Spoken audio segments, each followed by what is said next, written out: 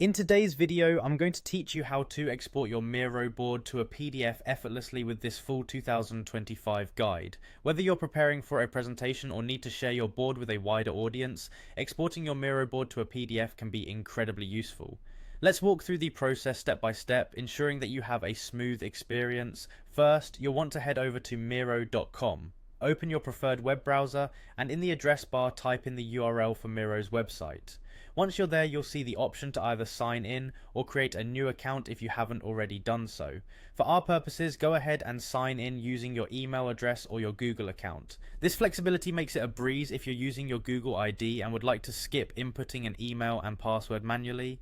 Once you've successfully logged in, you'll find yourself on the dashboard where your boards are listed. Look for the board that you want to export. Click on that board to open it. This will take you into the board's working area, filled with all your creative ideas and notes. Now, on the top right corner of the screen, you should see an option labelled Export this board. Click on it and a menu will appear providing different formats in which you can save your board. Our focus today is on creating a PDF, so select the option that says Save as PDF. This is a pivotal step because it converts your dynamic board into a static document that can be shared easily. Miro gives you a couple of options for the file's quality. You might see an option for small file size. If you're looking to quickly share the PDF online or via email and don't require high resolution, this is your go-to choice. It's convenient for team meetings or brainstorming sessions where sharing speed is crucial. Alternatively, if you wish the exported board to be in the highest detail, perhaps for printing or professional presentations, you should choose best quality.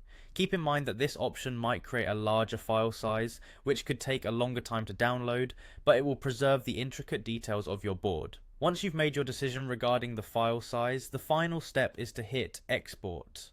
The system will process your request, and depending on the size and complexity of your board, it might take a few seconds. You'll then be prompted to save the file to your desired location on your computer.